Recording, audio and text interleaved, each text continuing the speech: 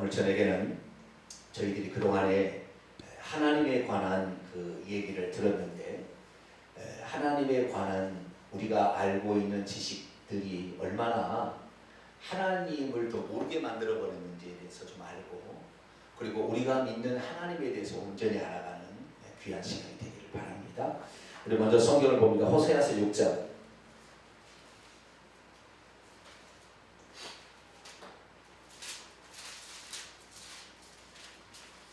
호세아서 6장 3절입니다.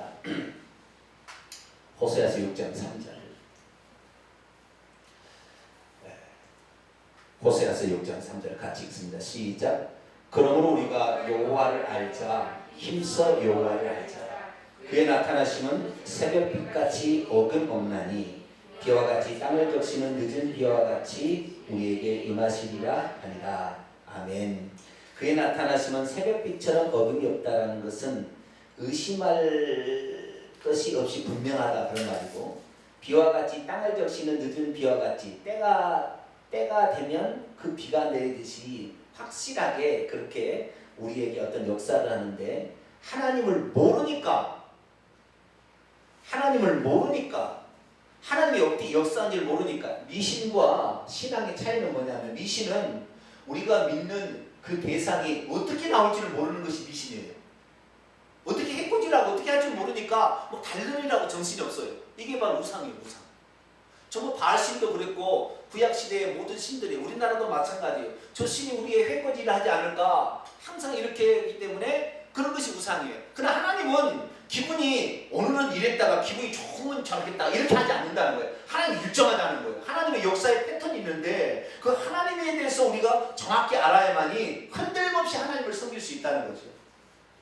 근데 하나님을 모르니까, 하나님을 알려고 하지 아니하고 하나님을 모르니까, 하나님을 막 이랬다 저랬다 하는 그런 분, 그래가지고 이랬다 저랬다 하는 분은 그래도 좀 나쁜 쪽에 좋게 얘기하면은 하나님의 어떤 겁니까? 하나님을 우리의 어떤 것으로 움직일 수 있는 무엇이 있지 않을까라는 거예요. 하나님은 역사하는 패턴과 방법이 있습니다. 그래서 역사하는 패턴과 방법에 의해서 당신의 계획과 뜻을 가지고 경륜을 가지고 이끌어가고 있어요. 그래서 하나님의 그 경륜과 뜻에 합당하게 오늘도 일하시고 계시고 역사를 이끌어가고 계시는데, 그 뜻에 우리가 부합됐을 때 하나님은 당신의 일을 대신에 우리에게 복 줄 수밖에 없잖아요. 근데 하나님의 뜻과 엉뚱한데 하나님을 내 마음대로 막 움직이려고 이렇게 막 하는 거지요. 그냥 하나님을 모르는 거예요. 그 사람은 자기를 하나님을 이용해 먹으려는 대상으로 하나님을 믿고 있는 거죠. 그렇게 안 된다는 것이. 그래서 우리가 하나님을 알아야 되는데, 이 하나님을 아는 것이 얼마나 중요한가. 천주교에서 이 하나님을 알지 못하도록 예수님을 얼마나 뭉겨놨는지 몰라요. 천주교에서는 항상 마리아의 품에 있는 아기로 예수님을 만들어놨어요. 이 세상에 태어난 인간치고 아기가 아닌 사람이 있을까요? 없잖아요. 아기로 다 태어나잖아요. 그러나 어느 누구도 세종대왕을 아기로 표현합니까? 예를 들어 보세요. 이수신 장군을 애기로 표현합니까? 절대 표현하지 않습니다. 그가 가장 어떤 효격한 공을 세우거나 가장 빛났던 그 상태로 표현하는 거예요. 세종대왕 하면은 훈민정음을 창제했던 그 분으로 표현하는 것이죠. 이수신 장군이다 명랑해전이나 뭐 이런 그런 대첩에서 승리하는 이런 분으로 표현하는 거잖아요. 모든 것은 어떤 사람의 가장 영화롭고 가장 꽃 피울 때의 모습으로 표현하는 건데, 천주교에서는 예수님을 항상 아기로 표현하는 거예요. 엄마의 자장자장하는 마리아의 품에 안겨있는 마리아가 심도 높다는 거죠. 이 말을 표현하려고 그러는 거예요. 그래서 맨날 아기 예수 아기 예수. 예수님이 아기 예수입니까? 우리를 위해서 하나님께서 인간이 피 흘릴 수 없고 죽을 수 없으니까 우리의 죄사함을 위해서 피 흘리기 위해서, 우리의 죄값을 대신하기 위해서, 죽기 위해서 사람이 오셨어요. 그렇지만 사람이 오신 것이 그냥 큰 사람이 태어난 게 아니라 씨처럼 발화가 돼서 자랄 수 있도록 동정녀 마리아의 몸을 통해서 태어났죠. 그래서 그분의 공생의 30에서 33년 반, 3년 반의 공생애를 통하여 하나님의 뜻을 이루셨잖아요. 그러면 그 공생애를 통하여 말씀하신 그 예수님으로 조명을 해야지. 어린아기를 항상 표현하는, 그래서 천주교는 항상 예수님을 어린아기로 표현하는 거예요. 그래서 이단인 것입니다. 예수님은 그렇게 어린아기로 표현될 분이 아니죠. 하나님을 그렇게 축소시켜서는 안 되는 것이죠. 우리가 오늘날에 예수님에 대한 신앙 고백도, 예수님의 신앙 고백도 우리가 보편적으로 마태복음 16장 16절에 주는 그리스도시요 살아계신 하나님의 아들입니다. 그래서 그리스도, 그 그리스도, 구약 성경에 300가지 이상 예언된 바로 그 메시아, 그 다음에 하나님의 아들, 이게 신앙 고백이 다로 생각하는 거지. 근데 성경 말씀을 제대로 읽어보게 되면 그 예수님은 하나님의 아들이실 뿐만 아니라, 아들이 아니라는 게 아니에요. 하나님의 아들이실 뿐만 아니라 하나님 자신이다라는 사실이 나오는 거죠. 그래서 예수님을 얼마나 그분의 하나님 되심을 아느냐에 따라서 영적 분량이 결정되고요. 이 영적 분량이 결정되면 악한 마귀의 싸움에서 대박이 해버려요. 예수님을 한낱 마리아의 품속에 있는 아기로 하니까 마리아와 싸우면서 못 이기는 거예요. 마리아에게 부탁을 맨날 하는 거예요. 예수님은 마귀하고 싸워서 3대0으로 광야에 시험 받을 때 3대0으로 판정을 이겼다가 십자가에 마귀의 몸을 오히려 죄의 육신의 모양의 죄를 정하여 예수님을 십자가에 자기가 못 박아 죽임으로 마귀의 권세를 박살내버린 거 아닙니까? 그래서 예수 그리스도에 대한 평가도 너무 축소되어 있어요. 왜? 이 지금 천주교에서는 아기로 표현하지만 보통 우리 개신교에서는 예수님을 하나님의 아들로만 표현하는 거예요. 하나님으로 표현하지 않아요. 하나님으로 표현하는 것은 요식행위로 잠깐 넘어가는 거예요. 계속해서 하나님의 아들이라고 하는 거예요. 예수님이 누구니까 하나님의 아들이라고, 계속 하나님의 아들이라고 하는 거죠. 그래서 오늘 시간에 하나님에 대해서 제대로 알고, 특별히 하나님에 관하여 아는 것 중에서도 예수님에 관하여 제대로 알아서 우리의 믿음이 온전케 되므로 악한 영과의 싸움에서 승리할 수 있게 되길 바랍니다. 자, 요한일서 2장을 열어볼까요? 요한일서 2장 12절로 14절. 요한일서 2장 12절로 14절. 아주 중요한 얘기가 여기 있어요. 같이 읽어봅시다. 시작. 자녀들아, 내가 너희에게 쓰는 것은 너희 죄가 그의 이름으로 말미암아 사함을 받았으며, 아비들아, 내가 너희에게 쓰는 것은 너희가 태초부터 계신 일을 알았으며, 청년들아, 내가 너희에게 쓰는 것은 너희가 악한 자를 이겼음이라. 아이들아, 내가 너희에게 쓴 것은 너희가 아버지를 알았으며, 아비들아, 내가 너희에게 쓴 것은 너희가 태초부터 계신 일을 알았으며, 청년들아, 내가 너희에게 쓴 것은 너희가 강하고 하나님 말씀이 너희 안에 거하시며 너희가 흉악한 자를 이기었습니다. 이렇게 되어 있습니다. 여기 보면 요한 사도가 성도들을 분류하면서 세 가지 종류로 분류하고 있습니다. 하나는 자녀들, 자식과 아이들로 표현하는 부류가 하나 있고, 하나는 청년들로 표현하고 있고, 하나는 아비들, 아버지로 표현하고 있습니다. 여기에서는 나이가 어린 아이다 그런 말이 아니에요. 영적으로 그렇다니, 영적으로. 아시겠죠? 교회에 있는 지금 요한일서는 요한이 교회에게 보내는 어떤 편인데, 그 교회 성도들이 어린 아이가 있고 청년들이 있고 어른들이 있다라는 거예요. 분량이 이렇게 있다는 것이죠. 그래서 그 청년들과 어린 아이들과 그리고 아비들에 관하여 권면의 말을 하고 있어요. 그럼 내가 왜 이렇게 편지를 너에게 쓰는 것이냐? 라는 것을 여기에서 목적을 이렇게 좀 암시를 하면서 지금 얘기하고 있는데, 제가 얘기하고 있는 것은 그것이 중요한 게 아니라 교회마다 영적 분량이 차이가 있다는 거예요. 어린 아이들과 같은 분량, 청년과 같은 분량, 어른과 같은 분량이 있다는 거예요. 여기서 아이의 분량은 뭐냐? 자녀들아, 내가 너희에게 쓰는 것은 12절, 너희의 죄가 그의 이름으로 말미암아 사함을 받았기 때문이요. 예수의 이름으로 자신의 죄가 사함 받는다는 것을 믿는 단계, 이건 어린 아이의 단계라는 거죠. 네. 교회에 맨 처음에 오면은 뭘 아는 거. 그 다음에 14절에 아이들아, 내가 너희에게 쓴 것은 너희가 아버지를 알아. 그래서 교회 맨 처음에는 하나님은 우리의 아버지가 되시고, 그분이 온 우주 만물을 창조하셨으며 믿는 사람의 기도를 들으신다라는 것을 배우고, 우리의 죄를 짓게 된다 할지라도 예수 그리스도를 믿으면 그분의 피가 우리의 죄를 사하는데, 우리가 회개할 때 우리의 죄가 사함받는 걸 맨 처음 배우는 거예요. 교회가. 아시겠죠? 우리의 모든 우주 만물을 창조하신 전능하신 그 하나님 아버지, 기도를 들으시는 그분, 우리 죄를 지을 때는 우리의 죄를 용서. 이것이 어린아이의 단계라는 거예요. 그 다음에 청년의 단계에 들어가면 악한 자를 이기는, 악한 자는 사탄 마귀 대용어죠. 네, 악한 자, 악. 어떻게 이기느냐? 14절 하반절 보면 하나님의 말씀이 너희 안에 머물러 있을 때에 이긴다. 그래서 결국에 이 청년들은 어떠냐면 영적 싸움에서 승리할 때 청년이에요. 그러니까 어린아이 때는 간신히 죄의 문제를 해결받고 우리의 필요를 간구하는 수준이란다면 청년 정도 수준이라면 영적 싸움에서 승리해야 된다는 거예요. 이 영적 싸움에서 승리를 못하게 되면 늘 질병에 시달립니다. 늘 가난하게 시달리게 돼 있고요. 늘 어려움에 시달리게 돼 있어요. 이 영적 싸움에 이기려면 하나님의 말씀이 우리 안에 머물러 있어야 돼요. 할렐루야. 하나님 말씀 많이 들어야 되는 거죠. 들으면 믿음에서 나니까. 그 다음에 중요해요. 그 다음에 아비들의 단계가 있는데 아비들은 어떤 정도의 영적 성숙도를 가지고 있느냐. 여기 보니까 13절 보세요. 아비들아 내가 너희에게 쓰는 것은 너희가 태초부터 계신 이를 알았으며. 태초부터 계신 이가 누굴까요? 하나님 아버지 같잖아요. 느낌이.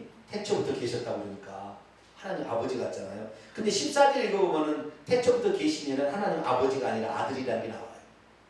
읽어볼까요? 14절 아이들아 내가 너희에게 쓴 것은 너희가 아버지를 알았으며 아비들아 내가 너희에게 쓴 것은 너희가 태초부터 계신 이를 알았으며. 그러니까 아이들의 단계하고 아비들 단계는 다른 단계잖아요. 아이들은 어떤 단계요? 하나님을 아버지를 아는 단계란다면 아비들은 뭐요?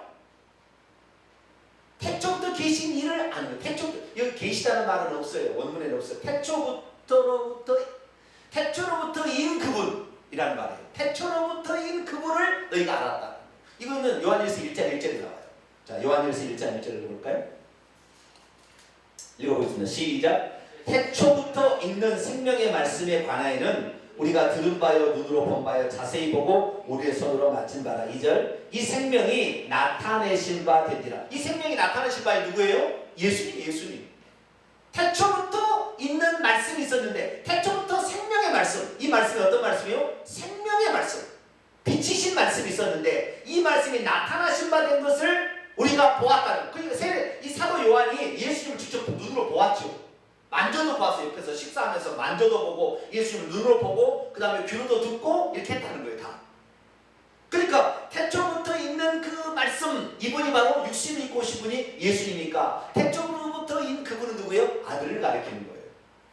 그래서 이 태초로부터라는 이 말 태초로부터인 그분 아들이란 말은 이 말은 무슨 말이냐면 너희들이 지금 어떻게 알고 있느냐. 예수님은 이 땅에 육신을 입고 태어날 때부터 하나님의 아들로 존재하는 것처럼 착각하지 마라. 이분의 상고에 이분은 영원 전부터 계신 하나님이시다. 그 얘기를 이제 드러내려고 하는 거예요. 어른들에게는. 그래서 우리의 진짜 믿음은 어디까지 가냐면은 예수님을 그리스도의 하나님의 아들의 단계가 아니라 그분이 태초부터 계셨던 태초로부터인 그분이라는. 그래서 예수 그리스도가 곧 하나님 아버지시라는 사실을 암시하고 있어요. 그런데 얼마나 오늘날 성숙한 사람이 있습니까? 예수님이 아버지라고 그러고 예수님이 여호와라고 그러면은 2단 3단에서 지금 다 죽이려고 합니다. 근데 요한복음 14장에 빌립이 아버지를 보여달라고 하니까 나를 본 자는 아버지를 보았거늘 어찌하여 아버지를 보이라 하느냐. 나를 본 자는 누구를 보았다고요? 아버지를 보았다고. 아버지가 내 속에 있으니까. 예수님은 육신을 입고 왔기 때문에 육신의 영역은 아버지의 영역은 아니죠. 그분의 영은 아버지의 영역과 똑같죠. 신성은 100% 똑같으니까. 그러니까 예수 그리스도 안에 아버지가 있는 거죠. 그러니까 나를 본 것은 곧 아버지를 보았거늘. 왜 아버지를 보이라느냐. 예수님이 우리의 아버지신 거예요. 육신으로만 빠져는 아들이죠. 육신으로는 마리아의 몸으로 태어났고 이 땅에 처음으로 육신의 존재가 생겨났으니까 그때 아들이지만 이번엔 아들이 되기 전에 나는 아브라함이 낳기 전부터 있었죠. 그냥 이 심오한 것을 들어가야 예수 그리스도에 대해서 우리는 겸허함을 가지고 그분을 전능자로서 우리가 섬겨야 되는데 예수님을 단지 우리의 죄를 위해서 십자가에 죽으러 오신 아들 정도로 취급한다 이 말이에요. 그리고 그것도 완전히 와전돼가지고 예수 그리스도께서 십자가에 죽으신 사실을 우리가 내 것이 되게 하기 위해서 우리의 기본적인 그분의 말씀을 계속해서 믿어야 되고 그분의 말씀을 왜냐하면 한 번 말씀드려서 믿어지지 않고 잘 안 들으니까 계속해서 그 말씀을 드려야 되고 그분 앞에 나아가야 되는데 이런 거 다 생각하고 그분이 하신 일이 곧 나의 일이라고 그분이 아무리 했어도 내 것이 안 되는 거예요. 내가 지난번에 그런 얘기했죠. 내가 불치병에 걸렸는데 분당 서울대병원에 김아무개 박사님이 그 병을 고친다고 알려줬어요. 그러면 보세요. 내가 아무것도 하지 않는데 내 병이 고쳐집니까? 그 고칠 수 있는 능력자가 있다고 해서 고쳐집니까? 안 고쳐지는 거예요. 분당 서울대병원에 예약으로 가야 되는 거예요. 한 달 이상 기다려야 되고 어쩌면 1년도 기다릴 수도 있어요. 우리 주님은 그렇게 기다리라 하진 않지만 참으로 우리가 그분 앞으로 나아가야 되는 거죠. 주님, 내가 죽을 병에 걸렸습니다. 내가 죄인입니다. 나는 당신 없이 안 됩니다라고 계속 그분 앞에 나가야 되는 거예요. 우리는 육신이 과거의 주인이었기 때문에 이 죄된 본성이 나의 주인이었기 때문에 조금만 하면 언제 죄된 본성이 나를 끌고 와서 죄 짓고 있단 말이에요. 그런 내가 한 번 믿었다고 그게 되는 거예요? 그분이 분당 서울대병원에 그분이 의사가 있다고 아는 것이 나를 고쳐지지 않다는 말이에요. 내가 가서 고침을 받아야죠. 직접 가가지고. 그분의 말씀이 칼이요 생명이요 수술이요. 그분이 능력이니까 그분을 맛봐야 되는 것이죠. 그 말씀을 통해서 맛보는 거니까 그분의 앞에 나오고 그래서 매주마다 나와서 하나님 말씀을 들어서 우리 영혼을 수술하는 겁니다. 할렐루야. 그래서 우리가 고침을 받아야 되는 것이지 내가 예수 믿었다고 나는 교회 안 나가도 되고 인터넷 통장으로 내가 계좌에 11조 보내도 이래서 되는 게 아니란 말이죠. 우리가 기본적으로 해야 될 것도 완전히 없애버리고 그분은 그래요. 서울대병원 그분은 다 고칠 수가 있어요. 그럼 우리가 그분한테 나가자면 무슨 소용이냐? 안 되는 거예요. 그런데 지금 칼빈주의자는 뭐라고 합니까? 그분이 우리의 죄를 다 살 만한 하나님의 능력은 크시고 하나님 우리 모두를 다 사랑하시고 우리를 구원받기로 하니까 우리는 구원받게 될 것이다. 아니에요.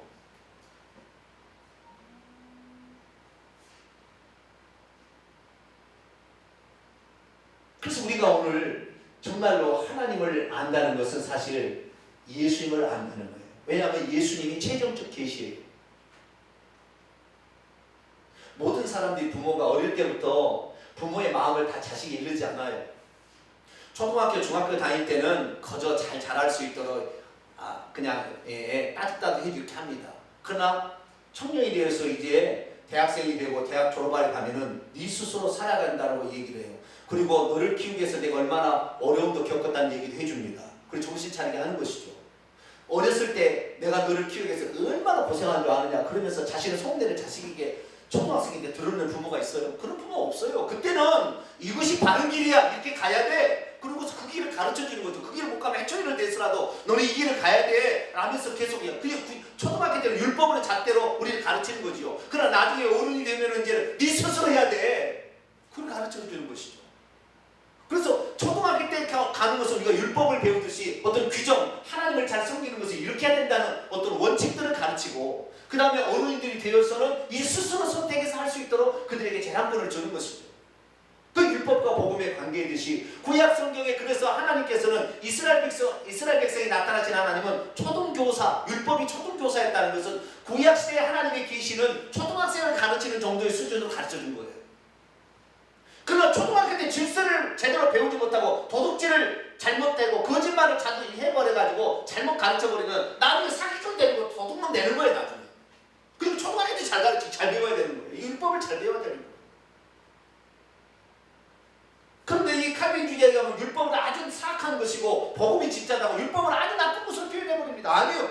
똑같은 하나님 말씀하신 거예요. 그런데 아직 수준이 안 됐기 때문에 그 수준을 그렇게 얘기하신 것이고 이제는 이렇게 얘기하시는 거라는 거죠. 그래서 우리가 예수 그리스도 그분이 구약시대에는 여호와 하나님으로 계시대에 나타났고 신약시대에는 이제 육신을 입고 사람의 몸으로 오셨기 때문에 이게 인성이라는 걸 지닌 구약시대 하나님은 인성이 없는 신성만 가고 계신 하나님이었지 않습니까? 그런데 인성이라는 것은 우리의 인간과 똑같은 최후라는 우리와 똑같은 몸을 지니므로 우리 아픔을 직접 겪으신 그런 분이기 때문에 이 계시가 좀 다른 것입니다. 다르다는 것이 아니라 더 진척되어 나가는 것이고 더 알려진 계시가 있는 거예요. 그럼 똑같이 판단을 내리니까 아니면 잘못됐다고 얘기를 해버리니까 이건 아닌 것이죠. 그래서 우리가 하나님에 대해서 알 때 정확히 알았는데 완전한 계시는 예수 그리스도로 말미암아 주어졌어요. 자, 에베소서 1장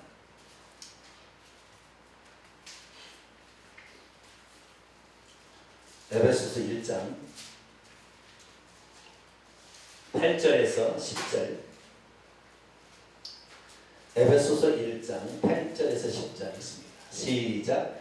이는 그가 모든 지혜와 총명을 우리에게 넘치게 하사 그의 뜻의 비밀을 우리에게 알리신 것이요 그의 기뻐하심을 따라 그리스도 안에서 때가 찬 경륜을 위하여 예정하신 것이니 하늘에 있는 것이나 땅 위에 있는 것이나 다 그리스도 안에서 통일되게 하려 하십니다. 그리스도를 통하여 모든 것이 다 짜맞추어져서 하나가 되게 하는 그렇게 하셨다는. 그러니까 예수 그리스도의 계시 위에 더 이상 계시가 없어요. 성령님이 지금 무슨 계시를 한다고 예언 받는 거 거의가 90% 가짜 갈 수밖에 없어요. 왜냐하면 성령님도 오셔서 하는 얘기가 예수 그리스도께서 하신 말씀을 생각나게 하고 죄와 의와 심판에 우리를 깨닫게 해서 예수를 믿게 하시는 것이지 그에 다른 것이 없는 거예요. 그래서 우리는 예수 그리스도를 알아야 돼. 예수 그리스도를 알아야 돼. 예수 그리스도가 완전한 계시예요.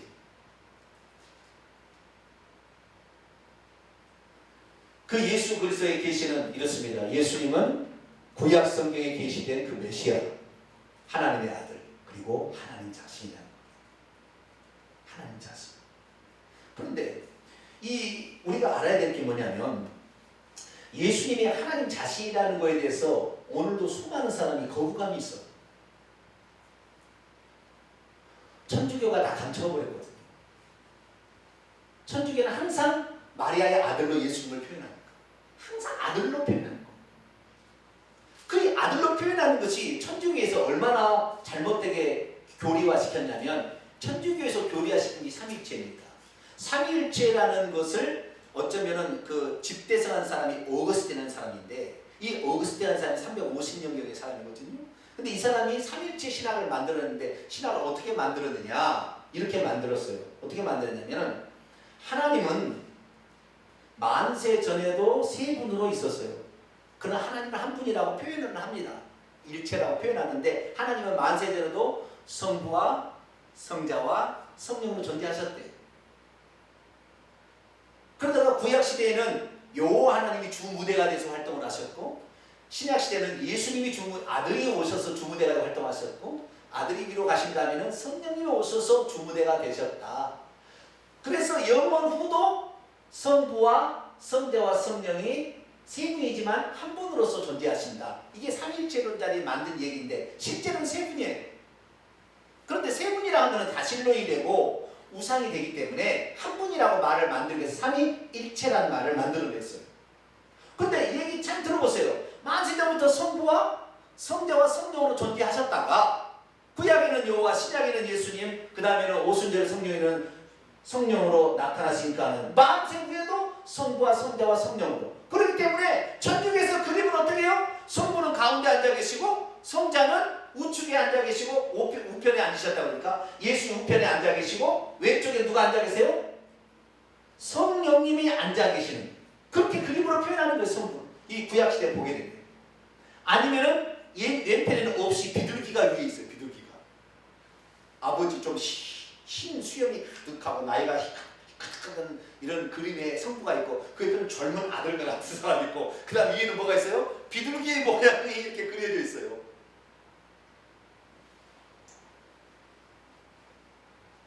그리고 천주교에서는 이 잘못하면은 2신의 땅, 3신의 땅, 4신까지 가는 거예요. 어떤 그림을 보게 되면은 세 사람이 딱 있는데 옆에 의자가 하나 더 있어요. 마리아가 앉아 있어요. 거기에. 이렇게 4신으로 나오기도 합니다. 그러니 하나님에 비해서 어머니 하나님이 아버지 하나님도 계시고 아들 하나님도 계시니 어머니 하나님도 있어야 되지 않냐. 음미하게 좋아하다. 그렇게 하니까 사람들이 다 믿는 거예요. 지금 중국에 가면은요 동방번개라는 엄청난 세력이 있어요. 1000만 명 이상이 지금 모이는 신흥 종교가 있는데 거기는 이 교주가 정누구라는 교주가 있는데 그 여자예요. 여자가 교주예요. 그런데 이 동방번개라는 지금 중국에 일어나는 그 이단은 어떻게 하냐면은 초림의 예수가 남자로 왔으니 재림의 예수는 여자로 와야 된다는 거예요. 얼마나 그럴단지 몰라요. 예수님이 공생애를 3년 반을 살았는데 하나님의 완전수는 7이기 때문에 3년 반에 또 여자가 와서 완성을 해야 된다는 거예요. 그리고 재림 예수는 여자일 수밖에 없다는 것입니다. 얼마나 그렇다고 얘기할지 몰라요. 하나님의 한 분이라고 쓸데없는 소리. 네가 하나님의 육체를 입은 목적이 뭐 때문에요? 죽기 위해서 우리 죄를 위한 이 피를 흘리기 위해서 그 목적이었지. 왜 육체를 또 입고 와야 되는데? 죄 사함이면 안 된다는 것입니까? 다시 육체를 갖고 재림 예수가 된다는 것입니까? 이만희가 다시 육체를 갖고 일어나야 되고 이렇게 해야 되는 거예요? 안상홍이가 육체를 입고 와야 되는 거예요? 뭐 예수님의 피가 부족한 것입니까? 예수는 완전하게 다 이루었어요. 할렐루야. 그분이 사람이 되신 것은 우리의 죄를 사하기 위해서, 피 흘리기 위해서. 그거 아니면 안 되니까 그렇게 하신 것이지. 예수 육체를 또 입어야 될 이유가 뭐가 있어요? 완전히 속는 거예요. 그러니까 이 삼위일체 하나님 때문에 이단이 나오는 거예요. 사실은. 만약에 삼위일체 하나님이 진짜 맞는 이야기고 이 삼위일체를 부정하면 지옥에 간다. 지금 우리 개신교는 전부 삼위일체 하나님을 믿지 않으면 지옥 간다고 그럽니다. 제1번이에요. 이단의 기준의 제1번이 뭐예요? 삼위일체 하나님을 부정하면 이단이다. 이게 1번의 기준입니다. 이단 감리사들이 주장하는. 그런데 얼마나 어리석습니까? 구약시대에 삼위일체 하나님을 믿고 천국 간 사람이 누가 있어요? 아브라함이 하나님 성부, 성자, 성령이 있다고 믿었습니까? 다니엘이 성부, 성자, 성령이 있다고 믿었습니까? 모세가 성부, 성자, 성령이 있다고 믿습니까? 전부 다 오직 하나님은 한 분이시. 여호와 그분만이 하나님이다 라고 그렇게 믿었다는 거예요. 그러니까 구약시대 성도들이 천국 가는 건 뭐예요? 오직 하나님은 한 분이고 다른 다 우상이다. 다 피조물이고 오직 창조주 전능자는 하나님 한 분이다. 그런데 그분이 자신의 이름을 계시한 게 여호와다. 그런데 우리는 죄인이기 때문에 우리는 죽을 수밖에 없으나 하나님께서 메시아를 보내 우리의 죄를 대신해서 속죄함으로 속죄함을 보내서 우리의 죄를 대신할 것이다. 우리가 할 일은 회개하는 일이다. 그래서 구약의 성도들은 하나님의 한 분이신 사실을 믿고 회개에 오실 메시아를 믿음으로 천국 간 거예요. 아무도 구약시대에 성부와 성자와 성령이 있다는 것을 아무도 몰랐어요. 그것이 진짜 중요한 일이면 계시했어야죠. 하나님 왜 계시하지 않습니까? 하나님은 처음부터 한 분이셨어요. 할렐루야. 처음부터 한 분이세요. 그리고 저 천국에 가면 올라가면 거기서도 하나님 한 분이세요. 한 분이신데 우리 인간이 천국에서 나오는 그 신앙으로 말미암아 이 천국에 나오는 삼위일체 신앙을 최고로 극대화시킨 존재가 칼빈입니다.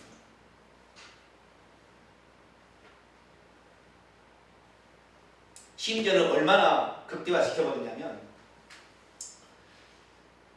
성부 하나님은 계획하시고 성자 하나님이 오셔서 만세부터 계신 거예요. 성부, 성자, 성령이 있었는데 성부 하나님은 이렇게 인류를 구원할 때 계획을 하셨어요. 그 성자가 오셔서 그것을 성취를 했다는 것입니다. 그러니까 죄사함을 위한 십자가에 못 박혀 죽으시고 생명을 주기 위해서 먼저 죄사함을 주고 그 다음에 성령으로서 생명을 주어서 이렇게 했다는 거예요. 그래서 예수님은 성취하시고 그 다음에 성령님은 유효화, 우리 구원을 유효화시켰다 이렇게 표현을 합니다. 그런데 얼마나 그 다음이 재밌어요. 얼마나 웃기냐면 아들 예수님은 만세전에 하나님께서 그 성부 하나님이 예정하신 사람만을 위해서 십자가에 죽었다는 거예요. 이게 칼빈의 배자로부터 더 확대되어 있는 칼빈주의자들인데 그렇게 되는 것입니다. 그러니까 예수 그리스도께서 오시면은 예수 그리스도가 오셔서 그때 우리가 하나님을 만나면 누구한테 가요? 예수님한테 가야 되잖아요. 예수님 하나님이니까. 근데 예수님의 사역은 종속적이라는 것, 성부 하나님의 종속적이라는 것입니다. 그렇기 때문에 예수 하나님께서 누구든지 내게 오라 말하는 것은 말이 안 된다는 것입니다. 왜? 성부 하나님이 계획하지도 않은 사람을 누구든지 알아서 회개해서 구원받게 하면 큰일 나니까. 예수님은 절대 그런 뉘앙스 안 했다는. 예수님과 만세전에 아버지가 계획하고 구원하시고자 하는 예정한 사람들만 위해서 예수님이 죽었다는 거예요. 그 사람들만을 구원시켰다는 거예요. 아니면 다 내버렸다는 거예요. 그런데 성경을 보세요. 예수님은 누구든지 믿는 자는, 내게 나오는 자는 내가 생명을 준다 이랬잖아요. 그런데 이 교리가 한번 잘못되기 시작하니까 끄떡없이 나가는 거예요. 그 왜 하나님께서 이 구약에 아담과 하와가 선악과를 따먹으려 할 때 왜 하나님 막지 않으셨느냐? 그 뭐냐면 사람이 죄를 지어야 그의 아들을 보내서 그 사람이 죄상을 해야 인간이 고맙게 생각할 것 같으니까 죄를 짓도록 방조하시고 아니 죄를 짓도록 조장했다는 것입니다. 하나님 이렇게 칼빈 주자는 이렇게 얘기하는 거예요. 왜? 죄가 많아야 은혜가 있기 때문에 죄를 짓게끔 하나님이 조장했다는 거예요. 일부러 선악과를 만든 것입니다. 인간에게 자유권을 주어서 스스로 하나님을 선택하고자 하나님의 그 깊은 배려는 어디 가버리고 악을 조장하는 자로 칼빈 주자는 지금 얘기하고 있습니다. 왜 그럴까요? 하나님을 세 분 하나님으로 나누려고 하다 보니까 계속 그런 거예요. 그래서 그들이 그러면 세 분 하나님이 아니고 그러면 한 분 하나님이라는 것에 대해서 여기 성경이 그럼 이렇게 나와 있는 부분을 어떻게 해결할 거냐라는 몇 가지 문제를 가지고 얘기를 하는 부분이 있어요. 크게 두 가지를 가지고 얘기합니다. 그들이 성부와 성자가 다르다라는 사실을 주장하기 위해서 두 가지를 얘기하는 거예요. 하나님은 만세 전부터 성부와 성자와 성령으로 있었다라고 얘기하는 근거로 쓰는 게 뭐냐? 첫째, 창세기 1장 봅시다.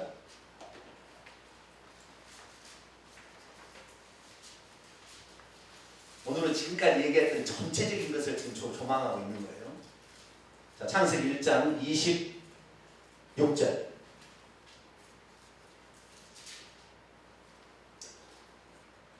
창세기 1장 26절 같이 읽습니다. 시작.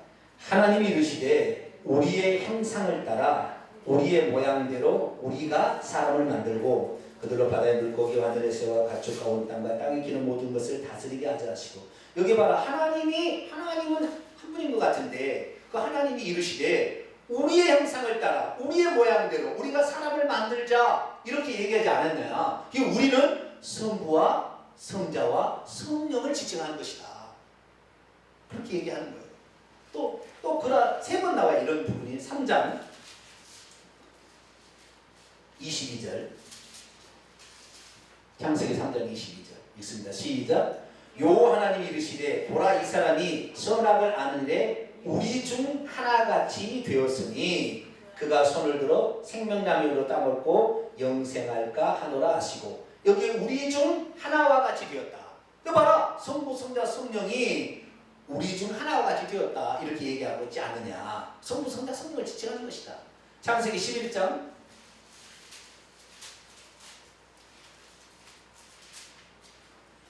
바벨탑 사건이에요.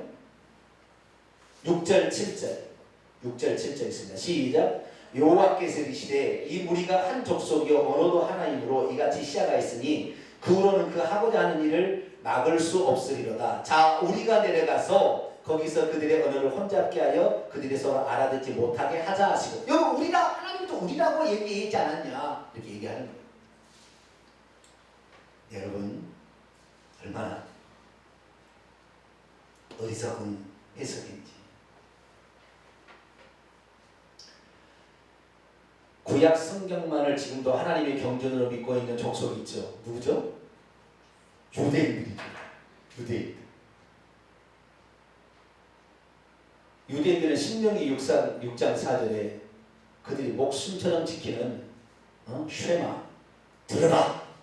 우리 하나님 여호와는 오직 하나인 여호와시니 너는 마음을 다하고 손을 뜨지다 주 너희 하나님을 사랑하고 이렇게 부전히 가르치고 그런 말 나오지 않습니까? 지금 유대인들은 이 구절을 어떻게 해석하는 데 대해서는 이 성부 성자 성령을 만들기 위해서 어거스틴 이런 사람들이 만드는 해석이에요. 이런 것들이 성부 성자 성령이에요. 해석. 그런데 구약 성경만을 알고 있는 유대인들은 이 구절을 어떻게 해석하는 줄 아세요? 구약 성경만 알고 있는 분들, 이거 우리라는 표현을 어떻게 해석하는지 한 번이라도 들어봐야죠. 그들이 전문가 아닙니까? 수천 년 동안 이 성경 구절을 암송하고 왔던 거 아니에요? 그럼 그들은 뭐라고 하는지 한번 물어봐야지. 그러면 금방 답이 풀릴 수가 있다는 거예요. 지금 유대인들 랍비들은 단 한 사람도 성부와 성자와 성령이라고 얘기하지 않습니다. 왜 기독교인들을 지금도 멸시하느냐? 하나님을 예수님도 하나님이라고 그러니까 멸시하는 거예요. 왜? 하나님은 구약성에 반드시 한 분 위에 어떤 신도 없다라고 분명히 얘기했는데 무슨 예수가 또 하나님이냐? 무슨 성령님이 또 하나님이냐? 너희들은 사입이다. 그래서 이들이 안 믿는 거예요. 왜? 성경은 정확히 얘기하니까. 열왕기하 19장을 볼까요? 열왕기하 19장. 히스기야가 하나님께 고백하는 기도할 때의 내용이에요. 열왕기하 19장. 하나님의 합리라는 것은 너무나 많이 나오고 이사야에서 이거 너무나 많이 나오는데 몇 개 구절만 보고 있습니다. 자, 열왕기하 19장 15절 읽어볼까요? 시작. 그 앞에서 히스기야가 기도하이르되 그룹들 위에 계신 이스라엘 하나님 여호와여, 당신은 천하 만국의 홀로 하나님이시라. 주께서는 당신은 천지를 만드셨나이다. 19절 보는데 우리 하나님 여호와여, 원하건대 이제 우리를 그의 손에서 구원하옵소서. 그리하시면 천하 만국이 주 당신 여호와가 홀로 하나님인 것을 알게 될 겁니다. 하나님은 몇 분이라고요? 홀로. 어떤 구약 성경에도 성부와 성자와 성령이 하나님이라고 아는 사람이 없었어요. 그런 계시가 주어지지 않았어요. 그러면 그 우리라는 건 뭐냐? 우리라는 것은 천사들을 지칭하는 거예요. 하나님이 먼저 뭘부터 지었어요? 보이지 않는 존재를 먼저 짓고 그 다음에 보이는 걸 지었잖아요. 보이지 않는 존재로 천사, 하나님의 부리는 종, 시편 103편 20절 22절을 보면 여호와의 말씀을 이루며 그 말씀의 소리를 듣는 너희 천사여 여호와를 송축하라. 그래서 여기서 38장을 보면 하나님의 천사들이, 아들들이 하나님께서 땅에 기초를 놓을 때에 기뻐서 찬송했다 이렇게 나옵니다. 그래서 그 천사들이 있었어요. 천사들이. 만약에 정말 구약의 성부, 성자, 성령이 따로따로 개체로 독립한 세 분 하나님으로 존재했다면 창세기 18장에 이 소돔과 고모라를 멸하기 위해서 하나님이 내려오셨는데 어떻게 내려오셨어요? 세 분이 왔죠. 세 사람이. 세 사람의 모양을 하고 왔어요. 그 중에 한 분은 누구였어요? 여호와였고 두 사람은 소돔과 고모라에 갔죠. 소돔과 고모라에. 그래가지고 그 롯을 끌어내는 두 사람 천사예요. 천사. 그 다음에 한 분은 여호와예요. 여호와가 그래서 내가 아브라함아 네가 나를 이렇게 믿고 따르니 내가 너에게 숨길 수 있느냐? 예? 소돔과 고모라를 멸하기 위해서 내가 왔다. 그 소리를 내가 들어보고 얼마나 그 불부지집이 있는가 내가 들어보러 왔다. 그러니까 조카 롯을 생각하여 여호와여, 그 의인이 50 있으면 멸망합니까? 40, 30, 20, 10명이면 멸망시키겠습니까? 아니다. 10명만 있으면 이게 하나님과 대화하는 그 기도의 장면이 나오지 않습니까?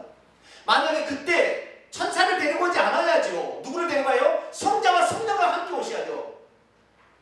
천사를 데리고 왔다니, 천사를. 구약시대는 천사, 하나님과 우리와 함께라는 전부 천사. 그런데 구약시대 모든 유대인들은 다 랍비들은 그 천사로 얘기합니다. 하나님, 여호와 하나님께서 먼저 창조된 천사를 통하여 우리의 형상. 그래서 사람과 천사만이 하나님의 형상을 닮은 영적 피조물인 거예요. 구약에 어디가 성부, 성자, 성령이라는 계시가 있냐고요. 어느 누구가 그 사실을 몰랐다고 지옥 갔냐고요. 마태복음 8장 보면은 아브라함과 이삭과 야곱과 함께 먼저 이방인들이 먼저 천국에 들어가 앉는다. 아브라함과 이삭과 야곱은 천국에 들어갔다는 거잖아. 마태복음 17장에 모세와 엘리야가 장차 예수님이 이 세상에 탈출하고 죽고 어떻게 부활하실 것을 얘기하실 때 모세와 엘리야가 왔잖아. 그럼 천국에 있다는 거 아닙니까? 엘리야가 회로바를 타고 올라가고 모세는 시체를 맞고 잡으면 하나님 데려간 거야. 천국에 있다는 천국에. 그런데 모세와 엘리야하고 아브라함과 이삭과 야곱 오직 하나님 여호와 한 분밖에 없었다고 그들은 믿었다니까요. 그럼 그들 지옥 갈때 삼일체 하나님 안 믿었으니까. 그게 아니라고요. 하나님 원래 한 분이세요. 할렐루야. 한 분이세요. 한 분이세요. 그분이 영으로서 구약시대에는 율법을 주면서 초등학생 가르치시 이스라엘 민족을 가르쳤으나 결국에 그들이 주님을 거부하고 말았잖아요. 오히려 그 율법을 통해서 자기들이 지도자들이 자기들이 선생님 뇌하고 자기들은 손 하나도 까딱지 아니하고 말만 그렇게 하는 위선자들로 되어버렸잖아요. 그래서 하나님이 직접 이제 알아보기 위해서 육신을 입고 이 땅에 오셨으나 진짜 그런 게 진짜 독사의 새끼들한테 율법을 이용해서 상석에 앉고 맨날 존경이나 받으려고 했으니 너희는 회개함이 없구나. 더러운 것들아. 너희들이 모세를 알았다면 나를 알았을 것을. 모세 율법을 너희들에게 주었어도 회개치 않으면서 내가 와서 얘기하니까 내가 참남하다고 얘기해. 더러운 것들아. 하나님이 육신을 입고 직접 오셨는데 구약에는 영으로서 사람의 형상으로만 왔잖아요. 그러나 직접 육신을 입고 이 땅에 예수님이 오셨어요. 그 하나님이, 그 한 분이신 하나님이 오신 거예요. 제가 구약시대에 성부, 성자, 성령으로 존재했다는 가장 근거 우리는 아까 세 가지 얘기한 거예요. 창세기 1장, 3장, 11장에 나와 있는 그 얘기. 그 얘기는 없어요. 그 위에는 없어요. 근데 그 얘기는 그 얘기가 아니에요. 다 천사예요. 구약시대에 보게 되면요, 하나님께서 천사들도 신적 존재로 얘기하신 적이 있어요. 신과 같은. 왜? 그들을 또 하나님 말씀을 통하여 기적을 행하잖아요. 이 여리고성 누가 무찌렸습니까? 함성이 무찌렸습니까? 여호와의 군대 장관이 먼저 가서 여호수아가 갈 때 네가 누구냐? 나는 여호와의 군대 장관으로 먼저 간다. 왜? 여리고성을 무너뜨리려고.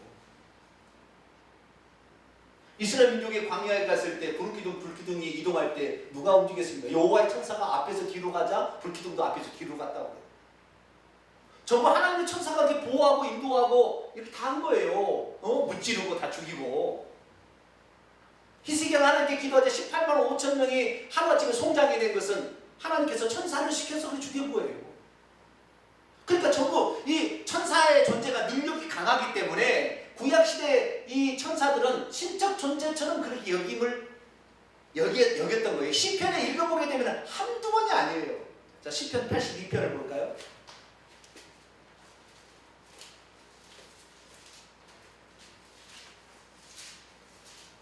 시편 82편 1절 같이 읽습니다. 시작. 하나님은 신들의 모임 가운데서 서시며 하나님은 그들 가운데 재판하신다. 이거 신들이라고 했잖아요. 엘로힘이란 말이죠. 신들의 모임 가운데 해중에. 그 신은 누구예요? 하나님 위에 예수님 있고 성령님 있다는 말이 아니에요. 천사들. 네? 6절 보세요. 6절 82장 6절 있습니다. 시작. 내가 말하기를 너희는 신들이며 다 지존자의 아들들이라. 그래서 인간이 하나님의 아들들이 되기 전에 천사들이 하나님의 아들들이라 먼저 부름을 받았고 그들이 신적 존재로 취급을 받았어요. 왜? 물체가 아니니까. 물질적 존재가 아니니까. 영적 존재이니까. 하나님과 똑같은 영적 존재이니까. 그래서 신들처럼 여김을 받은 거예요. 시편 86편을 먼저 봅시다. 시편 86편 8절 읽습니다. 시작. 주여 신들 중에 주와 같은 자 없사하며 주의 행하심 같은 일도. 신들 중에 주와 같은, 이 천사들 중에 주와 같은 자 없다는 거예요. 천사들은 비교된 신적 존재고 하나님은 창조주 신적 존재이기 때문에 비교가 안 된다는 것입니다. 자, 또 시편 89편에 보세요. 6절 7절 무릇 구름 위에 능히 여호와와 비교할 자 누구며 신들 중에서 여호와 같은 자 누구리이까. 하나님은 거룩한 자들 중에 모임 가운데 신들이 천사들 가운데 매우 무서워 두려워할 이시오며 둘러서 있는 모든 천사들이 쉬어 있었잖아요. 그 천사들 가운데 두려워할 이시로다. 여호와 만군의 하나님이여 주와 같은 능력 있는 자가 누구이까. 그렇기 때문에 구약시대에 신들이라고 표현되는 것은 시편에 이렇게 읽어보면 쫙 계속 96편까지 계속 나와. 이런 이야기가 계속 천사들이 신들이라고 표현했다는 게 계속 나오는 거예요. 그래서 그것을 우리라고 표현했을 뿐이에요. 아시겠죠? 그러니까 여호와가 소돔과 고모라 멸망으로 시킬 때 천사 2명을 데리고 온 거예요. 데리고 성자와 성녀가 온 게 아니라. 그런데도 구약 성경에 그냥 만세전부터 그랬다고 누가 칼빈이 그렇게 해석을 해놓으니까 어거스틴이 그렇게 처음에 그렇게 기틀을 잡아놓으니까 그래서 칼빈이 그렇게 해석해놓고 그 밑에 가니까 다 그렇게 하는 거예요. 그거 아니고 그래서 요즘에 3일째 부정하면 지옥 가는 거예요. 성부, 성자, 성령이 신으로 만세전부터 존재했고 만세전까지 성부, 성자, 성령은 있을 것이다. 그러나 그분은 한 분이시다. 이것이 3일째인데 이거 안 믿으면 지옥 간다는 거예요. 그런데 예수님은 끝까지 하나님의 아들이지. 그들의 눈에는 예수님이 하나님이 될 수 없어요. 왜? 성부가 있는데 어떻게 똑같냐 이거지. 안 된다는 거죠. 그래서 구약의 이런 해석이 이 3일째 하나님 증거다 아니에요. 이건 잘못된 해석이에요. 랍비들한테 물어보세요. 이거 말도 안 된다니. 이건 천사들을 지칭한다. 바로 답이 나오는 건데 유대인들한테 한 번도 안 물어보고 이 천주교에서 만드는 거짓된 것을 그대로 받아가지고 지금까지 믿고 있는 거 아니에요. 신약에 들어서 또 두 가지가 걸리는 거예요. 하나는 그럼 예수님이 아버지께 기도한 거 뭐냐? 신이 둘이니까 아버지 신이 있고 아들 신이 있으니까 기도한 거 아니냐? 이거 하고요. 또 하나는 예수님 보좌 우편에 앉았다 얘기했지 않았냐? 제가 하도 이걸 많이 했기 때문에 보좌 우편이 없다는 거. 우편이라는 것은 승리, 모든 사역을 마치시고 승리하셔서 그 권능을, 그래서 권능의 우편에 앉았다고 정확히 해서 마태복음 26장에 나오잖아요. 권능의 우편에, 능력의 이제는 이제는 모든 걸 심판하실, 발등상 하실 만한 그런 분으로 이제는 모든 일을 마치시고 승리하셔서 올라가셨다는 의미가 오른편의 의미지 않습니까? 그렇기 때문에 천국에 가도 오른편에 예수님의 보좌가 없어요. 성경의 요한계시록 읽어보게 보면 보좌는 한 개밖에 없어요. 한 개. 그것이 바로 요한계시록 22장 1절부터 보면은 아버지와 그리스도의, 하나님과 아들의 보좌예요. 같은 분이에요. 그래 보좌는 건 단수로 나오고 아버지와 아들인데 다르게 한 개 보좌가 나오는 거 아니에요. 근데 보좌는 한 개밖에 없다고. 제가 그런데 속았던 게 뭐냐면 사도행전 7장에 스데반이 기도했던 걸 보고 제가 속아버렸어요. 제가 잘못 이해해서 속은 거예요. 왜? 아버지가 계시고 그의 우편에 예수님이, 아버지가 보좌에 앉아 계시고 예수님이 그의 우편에서 스데반이 죽어가는 것을 스데반이 보고 일어서셨다. 아버지와 아들이 동시에 있지 않냐 속은 거예요. 근데 성경은 그렇게 안 나왔더라고요. 자, 사도행전 7장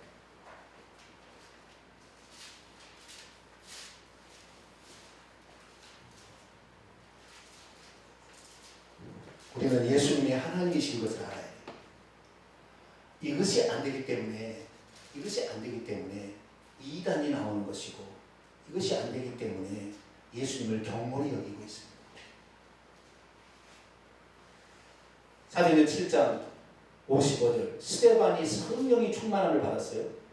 하늘을 우러러 주목하여 보았는데 누구를 보았습니까?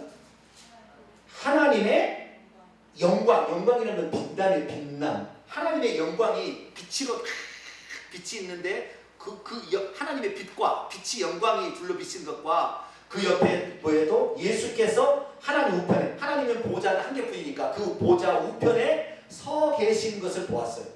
근데 저는 예전에 하나님과 예수께서 이렇게 했는데 하나님이 아니더라고요. 뭐가 있어요? 하나님의 영광의 영광. 그러니까 예수님이 하나님 보좌에 앉아 계셨는데 스데반이 죽으려 하니까 보좌에서 벌떡 일어나서 우편에 지금 서신 거예요. 야, 너 부인하지 마라. 스데반아, 참고 이겨야 돼. 핍박자는 견뎌 이겨야 되는 거야. 나도 핍박받아 죽었잖아. 절대 굴하지 말아라 너. 그러면서 벌떡 일어났습니다. 만약에 그 보좌에 하나님이 계시고 예수의 보좌 우편에 있는데 스데반이 죽어갈 때 뭐라고 기도하고 죽었어요? 주 예수의 내 영혼을 받으시옵소서 기도했죠. 그 밑에 보면은. 그러면 이것은 호로자식인 거예요. 왜? 아버지를 놓고 아버지가 그 옆에 있는데 하나님이 더 높으신 하나님이 그 옆에 있는데 아들한테 기도하고 있잖아요. 잘못된 거죠. 아버지께 기도해야지 누구 아들한테 기도합니까? 아들의 이름으로 기도하고 예수 이름으로 기도한 칼빈주의 생각은 아들의 이름으로 기도하는 것이지 아버지께 기도해야지. 그런데 누구께 기도하는 거예요? 주 예수님의 아버지니까.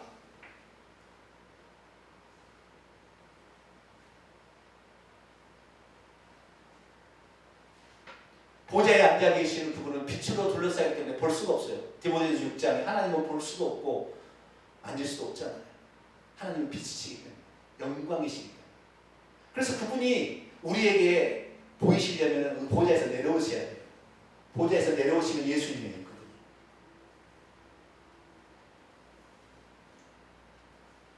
그래서 우리는 예수님을 만날 수 있고 만질 수 있는 거예요. 하나님 보좌에 앉아 계시면 우리는 죽어도 어떻게 만질 수도 없고 어떻게 할 수가 없어요. 두려워할 일시간이 되는 것이죠. 근데 하나님 우리 인간을 위해서 친히 사람이 되어 오심으로 우리는 그걸 만질 수 있고, 그렇게 하나님 우리를 위해서 낮아지시고 하셨는데 그렇다 해서 너는 사람이다 아들이라고 과소평가에는 우리 어리석음이다. 하나님이 그 높으신 것을 영광을 버리고 종의 형체를 가지고 오셨으면 더 존귀와 영광을 그분께 드려야 되는데 하나님을 아들로 표현해서 예수님을 아들로 표현해가지고 특히 천주교는 아기로 표현해가지고 따둑따둑해도 존재로 만들어버린 거예요. 세상에 영원히 찬송받으실 하나님을 그렇게 만들어버린 거예요. 얼마나 우리가 지금 하나님 앞에 무례하게 사는지 몰라야지. 얼마나 무례하게 사는지.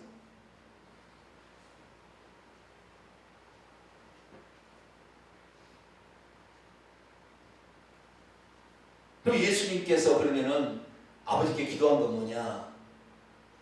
여러분 하나님과 우리에는 존재 자체가 틀린 거 아시죠? 하나님은 동시 존재가 가능한 무소부지하신 하나님이에요.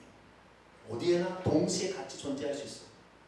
우리가 11시에 여기 들어도 옆에 교회도 11시에 예배 하나 받으시러 가고 여기도 예배를 받으시 동시 존재가 가능하세요. 우리 인간은 여기 있으면 저기 없어요. 그리고 예배 시간에 반드시 거기 와야 돼요. 동시 존재가 안 돼. 집안에서도 있고 여기서도 있고 해서 분실을 시켜서 여기서 예배 드리고 나는 텔레 보고 이게 안 돼요. 그럼 하나님은 동시 존재가 되는 거예요. 그래서 예수님이 이 땅에 육신을 입고 온다 할지는 하나님 보좌에 계시는 거예요. 왜? 동시 존재가 가능하신 전능자니까. 그분 창조주만 그렇게 할 수 있는 거예요. 그러나 그분이 육신을 입고 마리아로 태어남으로 말미암아 피 흘려 죽기 위해서 오직 우리를 위한 거잖아요. 피 흘려 죽기 위해서 죽어야만 우리 죄 사함이 있기 때문에 죄의 삭은 사망이니까 우리를 위해서 그렇게 하셨어요. 그래서 그렇지만 그분이 인간의 몸을 입으신 이상 자기를 낮추시고 하나님 아버지를 경배하는 대상으로 항상 아버지 하나님께 기도하시는 모범을 보이시고 기도를 하신 거죠. 철저하게 자신의 위치를 낮추신 거죠. 내가 하나님이라고 자랑한 것이 아니고 끝까지 자기를 낮추신 거예요.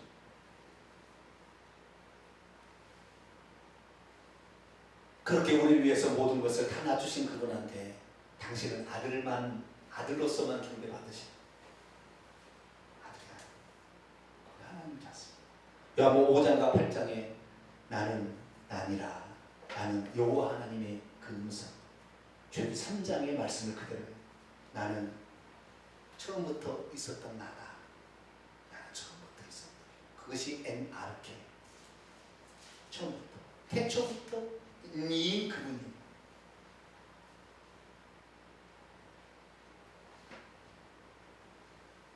그래서 우리가 너무 예수님을 너무 과소평가절하고 과소평가가 작게 여겨버렸어요. 왜? 삼위일체 하나님 때문에. 그래 하나님은 여호와 하나님은 그런데 예수님은 하나님의 뜻을 안 하기 위해서 예수를 하셨다. 근데 예수님은 당신에게 무조건 당신이 구원자니까 내게로 오는 자마다 다 구원을 받고 죄 용서를 받는다. 내가 내 목숨을 선한 독자 너희를 주러 왔다. 누구든지 와서 나에게 와서 말씀을 듣고 영생에 내 살과 내 피를 마셔서 누구든지 영생을 얻어라. 그렇게 하나님이니까 그렇게 얘기하신 것이 만약에 진짜 아들 하나님 딱 왔다 가면은 아니야 나한테 오지 마 아버지한테 가 나한테 오면 안 돼 이렇게 얘기했을 거죠. 그러나 예수님이 하나님이니까 그렇게 얘기하신 거죠. 그러니까 이런 거예요. 이거 예금하고 마칠게요. 이 예수님이 육신을 입고 있을 때는 인성으로서는 처음 존재하는 거잖아요. 신성은 과학도 있었지만 그리고 인성으로서는 아들이죠. 태어났으니까. 그래서 당신의 아들이라고 표현했어요. 그러나 그분 자체 속은 신성은 하나님이시잖아요. 그렇지만 인성을 가진 자는 측면에 있어서는 인간으로서 하나님께 갖춰야 될 예의를 그대로 갖추신 거예요. 그렇지만 그분 자체가 하나님이시기 때문에 그분의 말과 그 다음에 그분의 하는 행동을 통하여 하나님이 드러날 수밖에 없어요. 예를 들어 죄사함을 받았다고 선포할 수 없잖아요. 사람이었다고 한다면 아들이었다고 한다면 하나님이니까 죄사함 참나마도다 어떻게 하나님이 아닐 수 없이 죄사함을 선포할 수 있느냐 그런 거 아니에요. 예수님이 하나님이시니까 만물을 창조했으니까 죽은 자도 살려버리고 38년 문둥병자도 30년 중풍병자도 일으켜버리고 무리로도 걸어가시는 거예요. 잠잠하라 하고 꾸짖어버리면 그 다음날 뿌리채 나무다 말라. 왜 창조주시니까 그분이 하나님이시니까 그런 거죠. 이렇게 그리고 어떤 분이 저한테 제가 잘 아는 이전의 교회 집사님이 한 주 전인가 저에게 전화가 왔어요. 목사님 예수님은 하나님의 아들입니까? 하나님입니까? 자기는 예수님이 아버지께 겟세마네 동산에서 아버지여 아니 할만하신 이 자를 아버지여 내게서 지나가게 하옵시고 막 그러니까 이 아버지 아들 다른 거 아닙니까? 그렇게 얘기를 하시더라고요. 그래서 제가 설명을 해드렸어요. 그분이 육신을 입은 측면에서는 아들이다 반드시. 그렇기 때문에 아들로서 아버지에 대한 예의를 정확히 갖춘 것이다. 그러나 그분이 죽고 다시 부활한다면 하나님 보좌에 앉으신 그 하나님입니다. 그분이 보좌에서 내려올 때는 예수님을 보인다. 그런데 이제 그 예수 그리스도 그분께서 우리가 그랬죠? 중요한 얘기하려고. 이 비유를 내가 설명하려고 했어요. 제가 비유를 들려드리면 금방 알 겁니다. 그분은 공부를 엄청 많이 한 사람입니다. 법무사예요, 법무사. 엄청 공부. 법을 딱 잣대로 딱 해서 딱딱딱 처리해버리는 거거든요. 성격은 간이 아닙니다. 그래서 제가 비유를 하나 그러니까 이 비유를 들으면 금방 이해갑니다. 자, 조선시대 왕이 있었습니다. 근데 조선시대는 바깥 궁궐 밖의 소식이 늘 궁금합니다. 백성들이 어떻게 지금 살고 있는지 궁금한데 그 소식을 신하를 통해서 다 보고를 받는데 신하들이 짜고 왕을 능멸하기 위해서 신하들이 짜고 왕을 몰아내기 위해서 거짓것으로 자꾸 보고하는 거예요. 그래서 이 무능한 왕에서 이 왕을 쫓아내려고 할 수도 있기 때문에 왕은 항상 바깥 궁궐 밖의 소식이 궁금한 거예요. 그래서 호위무사한테 야 너만 우리 평민으로 복장을 하고 백성들이 어떻게 지금 살고 있는지를 동태를 파악해야 되겠다 하고 자명을 하는 것이죠. 그 왕이 평민의 복장을 하고 평민이 아니라 이제 일반 양반의 복장을 하고 이제 주막에 다 가가지고 술 한잔을 거치면서 요즘에 무슨 일 있다며 뭔 일이 있어요? 물어보고 이제 하는 거예요. 그럼 이 사람아 지금 이 살면서 그 소식을 도대체 몰라? 나는 지금 딴 데서 와서 잘 모르겠네. 뭔 소식인데? 이 사람 그래도 이 얘기를 다 들려주는 거 그게. 근데 하다 보니까 왕같이 말을 하는 거 가끔 가다가 말을 하는 것이 당신 왕 아니야? 아니야. 그 왕이라고 하겠어요? 왕 아니라고 하겠어요? 왕이라 해버리면 그 사람이 얘기 안 하니까 나 왕 아니야. 그래서 왕이에요 아니에요? 왕은 왕이죠. 본질은 왕이지만 그 순간은 왕이 아니라고 표현할 수밖에 없어. 왜? 그 소식을 들어야 되니까. 그 사람과 함께 있어야 되니까. 그럼 왕이 아닙니까?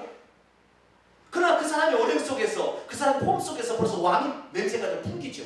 왕이 아니라고 해도. 그러니까 똑같은 거예요. 예수님이 이 땅에 와서 당신이 아들이 했으니까 그의 말 속에 그의 행위 속에서 하나님이 나와버리는 거예요. 왜? 그분 자체는 하나님이니까. 할렐루야. 제가 물어봤어요. 그러면은 그 지금 주막에서 먹고 있는 그 사람은 왕입니까? 평민입니까? 내가 물어봤어요. 뭐죠? 평민이라고 그래야 되나요? 평민의 복장을 하는 왕이 그것이죠. 그러나 그 사람들에게는 평민이죠. 왕이 아니에요. 그래야 얘기가 되는 거니까. 그래서 우리에게는 예수님이 하나님의 아들이지만 하나님 자신인 거예요. 그분은. 그러니까 우리가 이 사실을 알아야 되는데 너무나 그걸 모르는 거예요. 그러면 당신은 왕이지. 그러면 왕 아니라고 그래야지. 내가 왕이다. 그래. 이렇게 하면 되겠냐고요. 안 되는 거예요. 그런데 예수님 끝까지 당신 하나님입니까? 나 하나님 아니야. 나는 하나님의 아들이야.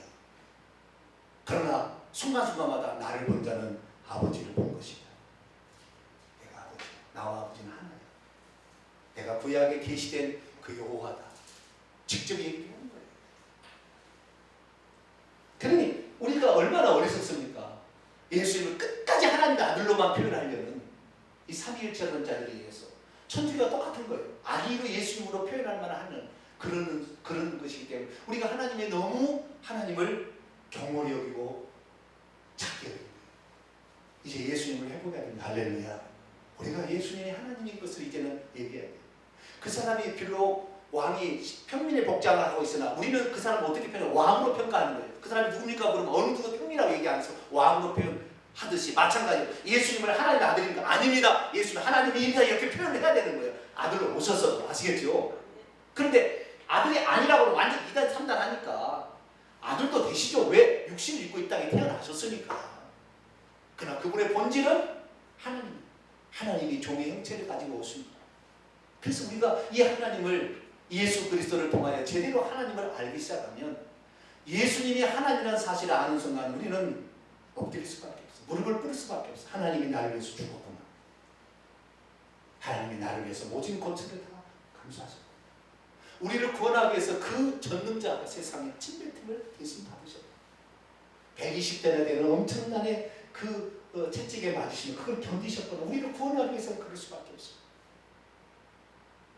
너무나 찬송받고 흠모할 만한 그분이 세상에 그런 고통을 당하셨는데도 하나님하고 하나님 아들을 분리시켜 놔버리니까 하나님의 아들이 했겠지. 아버지하고 상관없게 이렇게까지 나와버립니다. 우리는 예수님을 사랑해야 될 줄로 믿습니다. 그분이 하나님이세요. 그분이 우리를 위해서 죽으셨습니다. 안세전부터 찬송받으신 모든 만물을 지으신 창조주 하나님 그분이셨던 것이죠. 그래서 이제는 우리가 이 사실을 다시 회복해서 중세로부터 잘못되어 버리는 삼위일체 이 교리, 삼위일체는 사실 30년 교리인 거예요. 삼위일체론자들이 말하는 그 교리를 잘못 정확한 삼위일체 하나님 한 분이시나 우리에게 나타날 때 세 분의 모양으로 오실 수밖에 없었다. 그래서 정확히 우리가 회복하여서 하나님을 믿게 된다고 한다면 그분이 전능자가 아는 순간 귀신들이 예수를 보고 당신은 하나님의 거룩한 자입니다 쫓겨나는 것입니다. 할렐루야. 예수를 제대로 믿는 자, 예수님을 전능자로 믿는 사람들 귀신은 복종하는 수밖에 없어요. 예수님 하나님 아들이니까 어떻게 좀 싸워볼까 말까 이렇게 생각하는 자, 예수님 전능자라고 자기는 귀신을 피조물이고 예수님은 전능자 창조주인데 어떻게 비교가 되냐는 거예요. 그래서 우리가 예수 이름으로 얘기하면 귀신이 나갈 수밖에 없어요. 왜? 전능자가 얘기하는 거예요. 할렐루야. 그래서 예수님을 우리가 아는 만큼 귀신들을 복종하는 것이고 질병은 따라가게 되는 것이고 우리 앞에 흑암들은 다 사라지게 되는 것이고 얼굴에 있던 결박이 풀어질 수밖에 없는 거예요. 예수 그리스도가 그걸 풀어주기 위해서 오셨습니다. 할렐루야. 그리고 예수님을 우리가 회복할수록 우리의 삶이 달라지는 것이고 예수님을 제대로 알수록 우리의 삶의 어둠은 떠날 수밖에 없어요. 할렐루야. 그래서 우리가 예수님을 높이고 그분의 이름 만고불변의 모든 이름을 그 무릎에 꿇게 하신 그 하나님, 그 예수님이 바로 우리 하나님인 걸 알고 우리 일평생 예수님을 정말 사랑하고 그분을 높여드리고 그분의 눈에서 눈물 흘리지 않도록 피눈물 흘리지 않도록 우리 잘못을 회개해서 구원받을 수 있도록 우리도 구원받고 다른 사람도 구원받을 수 있도록 우리 자신을 그렇게 나아가는 저와 여러분이 될 수 있기를 간절히 축원합니다. 기도하겠습니다. 거룩하신 아버지 하나님, 한 말씀들을 조사하고 들어봐야 되는데 그렇지만 전체적인 아웃라인